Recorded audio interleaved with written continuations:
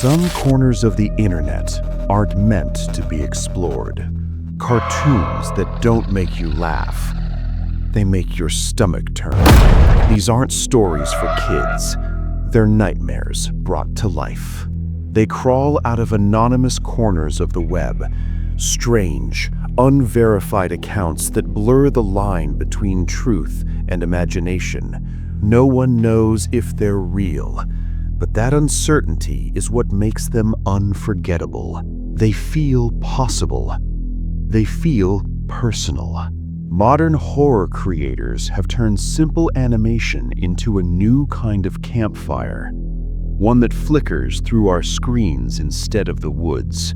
With haunting voices and first-person tales, they pull us into experiences that feel disturbingly real. Sometimes, all it takes is one chilling idea, an allegedly true story whispered from one stranger to another, to blur the line between fact and fiction. Today, we're counting down 10 of the most chilling animated horror stories found online. We've searched through the whispers and warnings that have haunted viewers for years to bring you tales that hit our deepest fears. The fear of what's outside the window, what's hiding inside our homes, and the fear that maybe we've never been truly alone. So, turn down the lights, lock your doors. It's time to explore 10 of the scariest animated horror stories ever told online. Our countdown begins with a story that preys on a primal fear, the violation of your safest space. It's the kind of horror that doesn't need ghosts or monsters, just the sound of footsteps where there shouldn't be any, and the realization that the wall between you and the outside world is far thinner than you ever imagined. The story comes from a teenager who was home alone one evening. His parents were out, the house was quiet, and he was lost in the world of a video game. It's a scene of perfect suburban peace. The only sound was the familiar clicking of his controller. He was comfortable, safe, and had no idea he was being watched. Outside, the sun had set, and deep shadows stretched across the lawn. The neighborhood was still, but in that stillness, something was wrong. A figure emerged from the darkness, moving with a silent, sinister purpose. Their focus was singular, the boy's house, and more specifically, his bedroom window. Inside, the teenager felt a subtle unease, that prickle on the back of your neck that tells you you're not alone. He paused his game and listened. Nothing. Shaking his head, he blamed it on paranoia from the game, and was about to press play when a sound cut through the silence. A scrape, faint but unmistakable. It sounded like metal on glass right outside his window. His heart started to pound. He muted the TV. He crept toward the window, holding his breath. The curtains were drawn, a thin sheet of fabric separating him from whatever or whoever was out there. He stood there for what felt like an eternity, listening, his mind racing. Was it a branch? An animal? And then it happened. Without warning, there was an explosive crash. The window didn't crack, it shattered inward, sending glass flying across his bedroom floor. The sound was deafening. He didn't have time to scream. Primal fear took over. He saw a dark shape, a silhouette against the night, framed by the jagged remains of his window. He didn't wait to see a face. He didn't wait for the intruder to climb inside. He just ran. Scrambling out of his room, his bare feet somehow avoiding the glass, he sprinted through the house. He didn't grab his phone. His only instinct was to get out. He burst through the back door and ran into the night, not stopping until he reached his neighbor's house, pounding on their door in pure terror. When the police arrived, they found the room just as he'd left it. Glass everywhere, cold night air pouring in. They found footprints footprints in the garden bed below, but the intruder was gone. They never found out who it was or what they wanted, and that is the heart of the terror. The why is a question that would haunt the teenager forever. Was it a robbery, a targeted attack, or something completely random? This story is terrifying because it shatters our illusion of safety. Our homes are our sanctuaries. The curtain smash reminds us that a lock and a pane of glass are fragile defenses against a violent world. The randomness of it, the lack of a motive, is what leaves the deepest scar. The monster wasn't a ghost, it was a real person, and they were just outside the window. Moving from an external threat, we now turn to a terror that comes from within. Our ninth story is an example of surreal psychological and body horror, blurring the line between nightmare and reality. It asks a deeply unsettling question. What if your dreams could physically harm you? What if the monsters in your head could leave real-world scars? The story is told by a young man who started having a recurring, vivid nightmare. It wasn't just a bad dream, it was a full sensory assault. In it, he finds himself in a damp, dark cavern. The air is thick with the smell of decay. A close friend is with him, and they are both paralyzed with fear. They hear a chittering, scuttling sound echoing all around them, the sound of thousands of tiny legs moving at once. Then they appear. Giant centipedes, each the size of a man's arm, pour out from cracks in the walls. Their segmented bodies ripple as they move with a nauseating fluidity. Their antennae twitch and their sharp mandibles click with hunger. The dreamer is frozen, forced to watch in silent horror as the swarm converges on his friend. The description is brutal. He watches as the creatures crawl over his friend, their legs digging into his flesh, their mandibles tearing and biting. The dream is filled with muffled screams and the wet, chewing sounds of the centipedes. He tries to scream himself, to force himself awake, but his voice is trapped in his throat. After what feels like an eternity, the horror turns on him. One of the giant centipedes, slick with blood, breaks from the swarm and crawls directly towards him. It rears up, its grotesque face just inches from his own, and then it bites down on his arm. The pain is instantaneous and white-hot, so real that it finally shatters the paralysis of the nightmare. He jolts awake in his bed, drenched in sweat, his heart hammering. He's gasping for air, the phantom scream still ringing in his ears. For a moment, he feels only relief. It was just a dream. He clutches his arm, the spot where the centipede bit him, expecting to feel nothing. But it's not just a memory. A real, throbbing pain shoots up his arm. Shaking, he scrambles to turn on his lamp, and when the light floods the room, he stares at his arm in horror.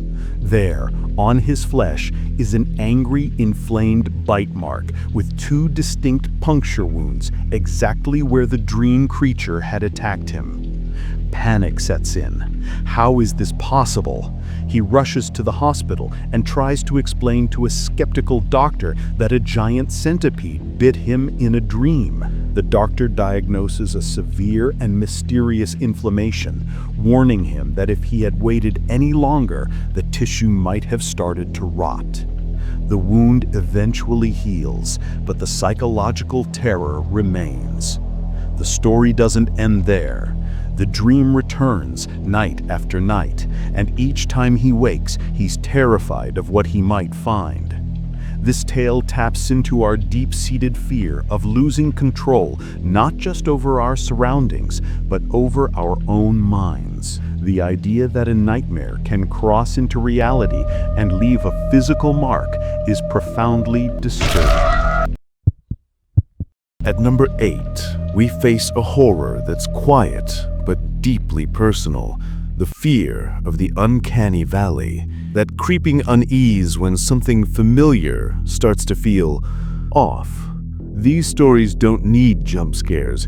They build dread slowly, twisting our trust in the people we love until we're no longer sure who or what they really are. The narrative comes from a young woman recounting a bizarre event from her childhood. It revolves around her aunt, a woman she was very close to. Her aunt was a warm, vibrant person, known for her loud laugh, brightly colored clothes, and the specific way she styled her hair. One morning, the narrator, who was just a child, was staying at her aunt's house. She woke up early and went downstairs, expecting to find her aunt in the kitchen making coffee and listening to the radio, like always. She did find her aunt in the kitchen, but something was immediately off. The woman at the counter was wearing drab, colorless clothes. Her hair was limp and messy, and the kitchen was silent. With the innocence of a child, she asked, "Auntie, why do you look so weird today?" The woman turned, her face a mask of cold indifference. It was her aunt's face, but it was empty. The warmth was gone. Her eyes were flat. Instead of answering, a strange, unnatural smile spread across her lips, a smile that didn't reach her eyes. In a monotone imitation of her aunt's voice, she said, "Come on, we're going for a walk." The child was confused and scared. This wasn't her aunt, but she was a child, and this was an adult who looked like her family, so she obeyed. The woman took her hand. Her grip was cold and firm. They walked out of the house and down the street in total silence. The child felt a growing sense of dread with every step. After a few minutes, the child saw a familiar figure in the distance, walking towards them. It was another woman, one wearing brightly colored clothes, with her hair styled in that familiar way. As she got closer, she could hear her laughing to herself. It was her aunt, her real aunt. The child froze, her mind struggling to make sense of what was happening. She looked from the warm, laughing woman approaching them to the cold, silent figure holding her hand. Two aunts, two identical people. As the real aunt got closer, her smile faded, replaced by confusion, then horror, as she saw the child holding hands with her exact duplicate. The doppelganger smile widened into a predatory, triumphant look. Without a word, she let go of the child's hand, turned, and walked away, disappearing around a corner. The real aunt rushed to the child, hugging her tightly, her voice trembling as she asked if she was okay. The narrator was too shocked to speak. They never saw the doppelganger again. Back at the house, everything was as it should have been. The radio was on, and a half-full coffee cup sat on the counter. Years later, her aunt confessed that this wasn't the first time something like that had happened in their family. She used a single, chilling word to describe it: doppelganger. Some of the most effective horror stories aren't about ghosts. They're about the monsters who live right next door. Our seventh story is a chilling descent into the world of the insane neighbor, a narrative that feels terrifyingly plausible. It's a slow burn horror that shows how quickly the mundane can turn menacing.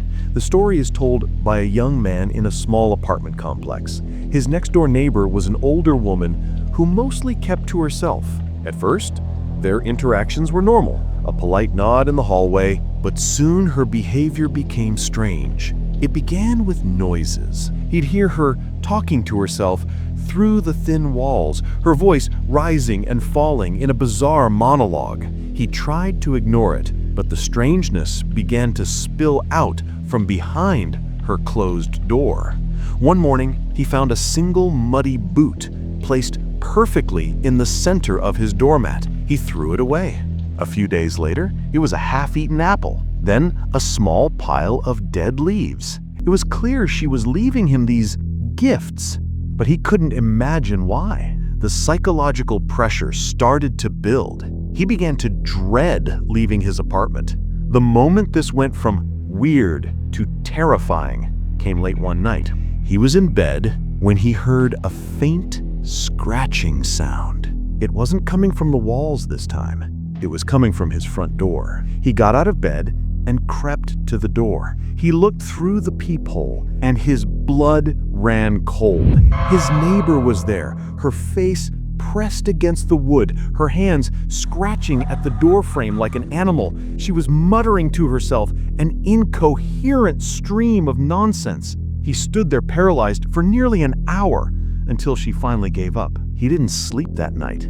The next day, he bought a new lock for his door, but it didn't make him feel any safer, because the night after that, he woke up to a different sound, the soft click of a lock turning. He sat bolt upright in bed and listened. He heard his front door creak open, then the soft shuffle of footsteps on his carpet. He was too afraid to move, too afraid to even breathe. He lay perfectly still, pretending to be asleep as the footsteps approached his bedroom. His door, which he'd left slightly ajar, swung open, and there she was, his neighbor. She stood in the doorway for a long moment, a dark silhouette against the dim light of the hall. Then she walked slowly to the side of his bed and just stood there, watching him. He could hear her shallow, raspy breathing. He lay there for what felt like an eternity, every muscle screaming at him to run. And then, as silently as she had entered, she turned and walked out. He heard the front door click shut. The next morning, he was a wreck. He was about to call the police when he looked out his window and saw her in the alley below, talking frantically to herself. In her hand, she was carrying a plastic grocery bag that was attracting flies. As she turned, he saw what was inside, the decaying corpse of a small dog. The stench wafted up to his window. That was the final straw. He called the police and his landlord. It turned out she had a history of this and had been breaking into other apartments. She was mentally unwell and dangerous. She was evicted and taken for psychiatric evaluation, but the narrator was left with a permanent sense of violation. This is the kind of story that gets under your skin because it's the fear of the unpredictable human mind, the terror of knowing the person next door might be living in a far more dangerous reality. We now go from the claustrophobia of an apartment building to the deceptive emptiness of the countryside. Our sixth story taps into a different kind of fear, the terror of isolation. It's a classic rural horror tale, the feeling of being watched in a place where you think you're completely alone.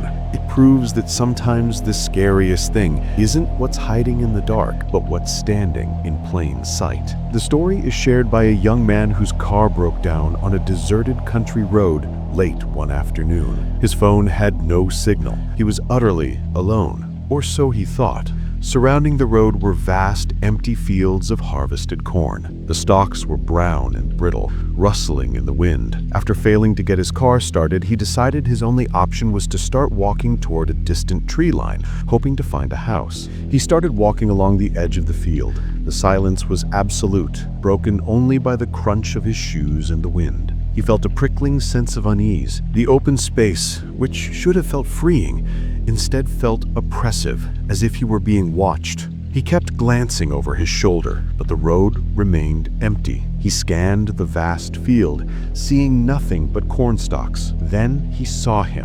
Far out in the center of the field, standing perfectly still, was a man. He was just a silhouette against the fading light, too far away to make out any details. He was just standing there, facing the road, facing him. The narrator froze. Who would be standing in the middle of a barren field at dusk? There was no farmhouse, no car, no reason for him to be there. A jolt of fear hit him. He started walking again, faster this time, his eyes darting between the road and the figure. The man hadn't moved. He just stood there, a silent sentinel. The narrator tried to rationalize it. A scarecrow? But it didn't look like a scarecrow. It had the distinct shape of a person. He picked up his pace, his heart racing. He told himself not to look back, but the sheer wrongness of it was too powerful. He risked another glance. The man was closer. Not a lot closer, but noticeably so. He hadn't seen him move. There was no sound of pursuit,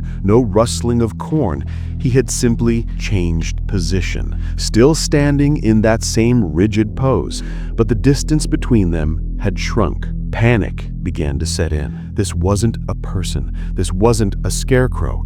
He broke into a jog, his eyes fixed on the tree line. He ran for a minute before forcing himself to look back one more time. The man was now at the edge of the field, standing on the shoulder of the road, just 100 feet behind him. Again, the narrator hadn't heard a single sound of pursuit. It was as if the man was teleporting, closing the distance in silent, impossible leaps. He was still just a dark shape, but the narrator could now feel a sense of malice radiating from him. He didn't look back again. He sprinted with every ounce of strength he had, his mind consumed with a single thought: get to the trees. He scrambled up the embankment and plunged into the forest, not caring about the branches that whipped at his face. He ran until he couldn't run anymore, collapsing at the base of a tree. He waited, listening. He heard nothing but his own ragged breathing. The man from the field had not followed him. After what felt like hours, he stumbled upon another road where he flagged down a truck. He never told the driver what he saw. How could he? The man in the field is a powerful horror archetype because he's a violation of the natural order. His silent, impossible movements defy logic, elevating him from a human threat to something predatory and unknown.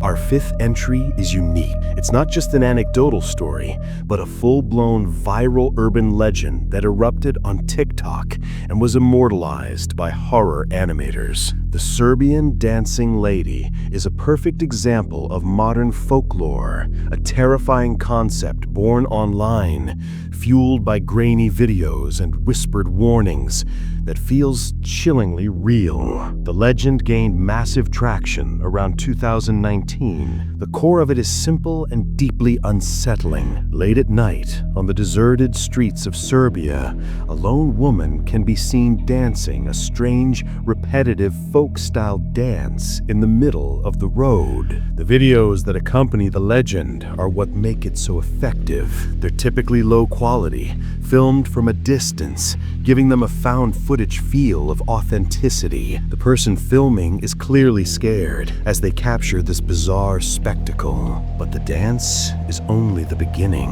According to the legend, the real danger begins when she notices you. The rule is simple. If you see her, you must not draw her attention, because if she hears you or sees you watching, she'll stop dancing. Then she'll come for you. Many versions of the tale say she's armed with a knife and will chase down anyone who witnesses her ritual. While it's a terrifying thought, it's important to remember this is a powerful urban legend, and there are no verified reports of her ever actually harming anyone. One of the most famous narratives associated with the lore tells of a student who decided to investigate the phenomenon. He waited for hours before he finally saw her, a woman in the middle of the road, beginning her slow, rhythmic dance. He started filming, mesmerized and terrified, but he accidentally kicked a loose stone, making a small noise. Instantly, the woman stopped dancing. Her head snapped in his direction. Then, with unnatural speed, she began to run directly towards his hiding spot. He turned and fled, claiming he could hear her shouting threats as she chased him through the dark streets. Is she a ghost, a prank, or something else entirely? Theories are rampant, connecting her to everything from ancient folklore to a demonic entity. The Serbian dancing lady is a masterpiece of modern horror because she turns a normal city street into a stage for a terrifying performance. Animated horror channels have seized upon this legend, creating chilling visualizations that ensure she will continue to dance in our nightmares for years to come. At number 4, we return to the bedroom, but with a horrifying twist. This story combines the fear of home invasion with the cold terror of medical horror. It's a narrative that feels like a fever dream, an encounter with someone whose motives are not just malicious, but completely alien. The story comes from a man who woke up in the middle of the night with the feeling he was not alone. As his eyes adjusted to the dark, he saw it. A figure standing at the foot of his bed. It was a man, unnaturally thin, dressed in what looked like stained, old-fashioned surgical scrubs. The narrator was paralyzed by pure fear. He couldn't scream, he couldn't move. He could only watch as the gaunt figure slowly raised a hand. In it, gleaming in the moonlight, was a scalpel. The intruder didn't look at the narrator. Instead, he seemed to be speaking to someone else in the room, someone the narrator couldn't see. His voice was a dry, rasping whisper. "Is this the one, Master?" he asked the empty air. He paused, as if listening. "Yes, I see. The heart. It must be a strong one." The man then took a step closer, his wide, bloodshot eyes finally settling on the narrator. He didn't seem to register the narrator's open, terrified eyes. It was as if he was looking at an object on a table. "Don't worry," the intruder whispered, his voice trying to sound soothing. "The Master requires a heart, a pure one. We must remove it before it becomes tainted." He raised the scalpel. "We have to be quick. The procedure is delicate." The narrator's mind was screaming. This had to be a nightmare. It was too bizarre to be real, but the cold dread, the sight of the blade, the smell of antiseptic and decay, it was all too real. The man in scrubs began to pace, continuing his one-sided conversation. No, the incision must be precise. From the sternum down, we can't risk damaging the organ. The Master would be displeased. He let out a small, nervous giggle. The combination of his clinical language and obvious insanity was what truly terrified the narrator. This wasn't a simple thief. This was someone operating on a logic so twisted that he was completely unpredictable. Suddenly, the intruder stopped. He tensed, as if hearing a sound from outside. "Someone is coming," he whispered, his voice now agitated. "We've been compromised." He looked at the narrator, anger flickering in his dead eyes. "You did this," he hissed. He took a step towards the narrator, scalpel held high. The narrator finally let out a strangled cry. At that exact moment, the sound of a car pulling into the driveway cut through the night. His roommate was home. The intruder flinched, looked from the narrator to the window, and fled into the night. By the time the roommate came inside, he was gone. They found a back window open and a single footprint on the floor. The man was never found. The narrator was left with the horrifying memory of the man in scrubs and his whispered conversation with a master who craved a human heart. It's the ultimate fear of being reduced from a person to a collection of organs to be harvested.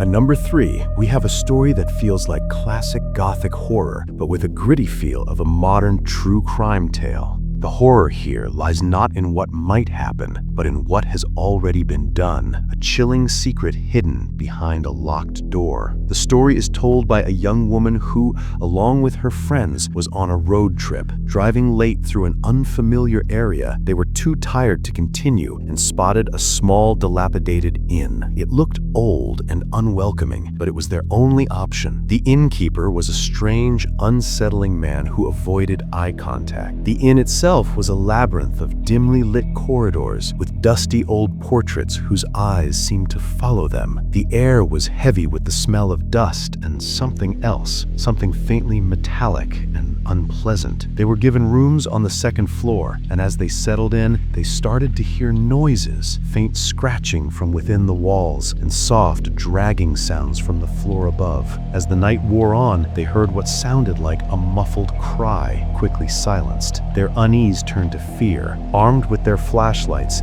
they crept out and followed the sounds to a narrow staircase at the end of the hall, leading up to a third floor they hadn't known existed. As they went up, the The unpleasant smell grew stronger. It was the coppery, sickeningly sweet smell of old blood. The staircase ended at a single heavy wooden door, bolted shut from the outside with a large rusty padlock. A dark liquid was seeping from underneath it. One of the friends put his ear to the door. He heard a faint, wet sound from within and a low, gurgling whisper. They knew they had to get out, but as they turned to leave, the innkeeper was standing at the bottom of the stairs, blocking their path, holding a large, rusty axe. In a dead, flat voice, he said, "You shouldn't have come up here." Panic erupted. Two friends shoved past him and fled, but the narrator and one other were trapped. They ran back to the locked door, fumbling with the padlock. As the innkeeper slowly climbed the stairs towards them, they heard sirens in the distance. The friends who escaped had called the police. The innkeeper stopped, a look of fury on his face, before retreating into the shadows of the inn. When the police arrived, he was gone. Their attention was immediately drawn to the locked room. They used a battering ram to smash the door open. The narrator caught a glimpse of the room before an officer shielded her view. It was a sight that would be burned into her memory forever. The room was a slaughterhouse. Inside was a pile of mutilated human corpses in various states of decay. The noises they had heard were from the innkeeper, who had been in the room with his collection. The friends fled the inn, traumatized. The innkeeper was never caught. The story is a powerful, visceral shock. The horror is in the reveal, a terrifying reminder that evil can flourish in quiet, forgotten places, hidden behind a simple locked door.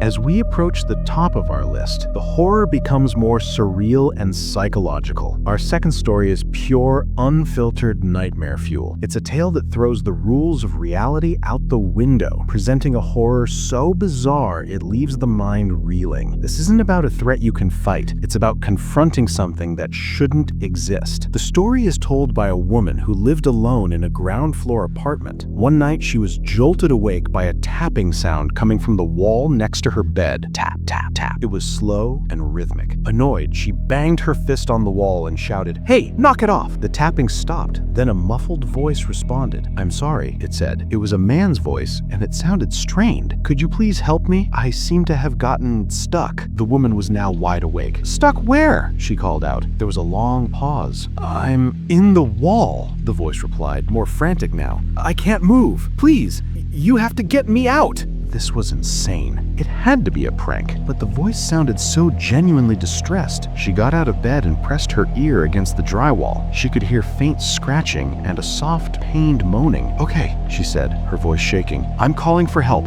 Just hang on." As she reached for her phone, the voice let out a terrible, gurgling scream. "No, no time. It's coming back. What's coming back?" she yelled. "You have to see," the voice rasped. "Look out your window. Look at the wall from the outside." Her window looked out onto a small patio in the exterior brick wall of the building, the same wall the voice was coming from. Her mind screamed at her not to, but she crept to the window and peered through the blinds. The patio was empty. The brick wall was just a wall. She was about to turn away when she saw movement at the very top of the wall, near the roof. Something was coming over the edge. At first, it looked like a bundle of rags, but as it crawled down the wall, she realized it was a person, moving head first like a spider. Their limbs were bent at impossible angles, but that wasn't the most horrifying part. As the figure got closer, she saw its head. It was completely upside down. The chin pointed to the sky, hair dangling towards the ground. The face was twisted in a silent scream, and from its upside-down mouth, another head, a dark, featureless head, was pushing its way out of the first one's throat. The woman stumbled backwards, her mind unable to process the grotesque horror she was witnessing. This was the thing the man in the wall was afraid of. Then she heard the voice from the wall one last time. It was no longer a man's voice. It was a high-pitched, childish giggle that seemed to echo inside her own head. "Now you see," it chirped. "Now you're stuck too." This story is terrifying because it doesn't operate by any known rules. The monster isn't just a physical threat, it's a violation of the laws of nature. The image of the inverted head is a piece of visual terror designed to imprint itself on the brain. The final chilling line suggests a psychological trap. By witnessing the horror, the narrator has become part of it, forever stuck.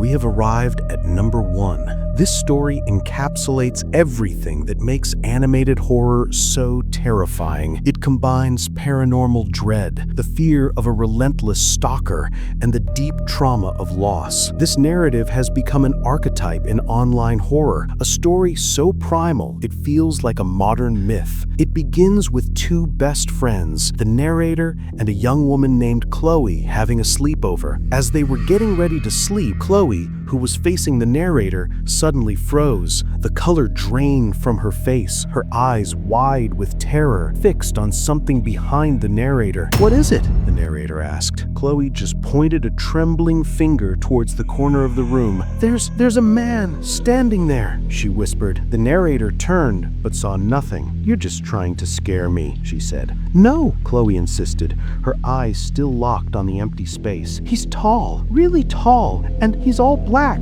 like a shadow. He's just standing by your bed. He's watching you." Despite Chloe's genuine terror, the narrator couldn't see anything. But Chloe was never the same after that night. She became withdrawn and paranoid, constantly talking about the tall, black figure she would see out of her corner of the eye. A few months later, the unthinkable happened. Chloe died in a sudden car accident. The narrator was devastated. In the haze of grief, the memory of that night and the tall black figure faded away, but the horror was only just beginning. A few weeks after Chloe's funeral, the narrator was in her room trying to sleep when the air grew cold. A profound, suffocating silence fell over the room. She opened her eyes and her heart stopped. There, in the corner, exactly where Chloe had said it was, stood the figure. It was a tall, impossibly thin silhouette, completely black, devoid of features, a solid shape of pure darkness, and it was watching her. She was frozen in absolute terror.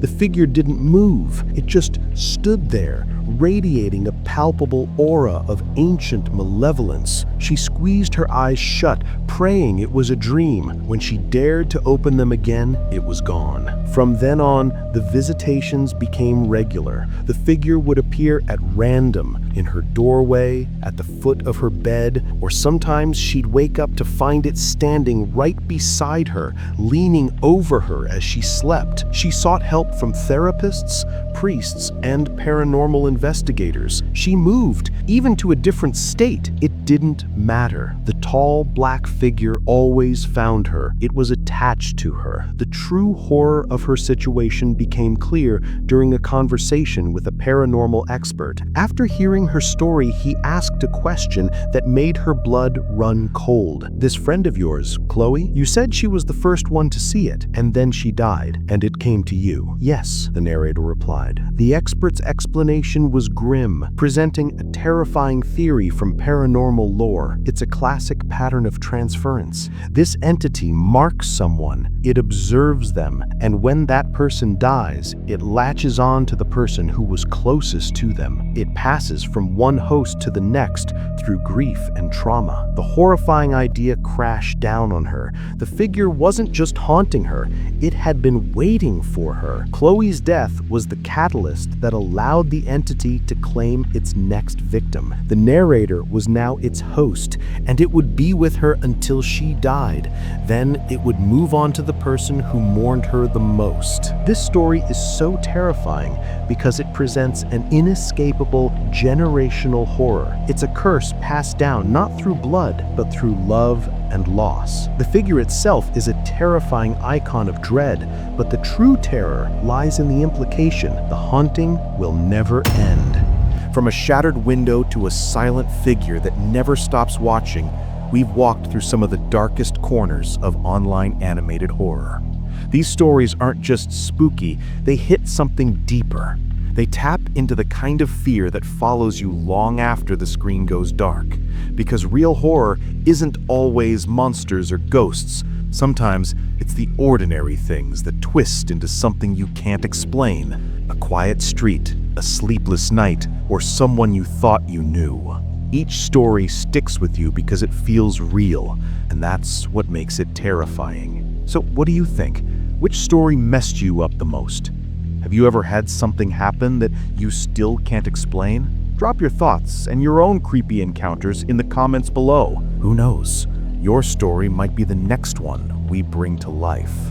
And hey, if you want more nightmares animated right to your screen, hit that subscribe button. You never know what's coming next. Until then, stay safe and try to sleep tonight if you can.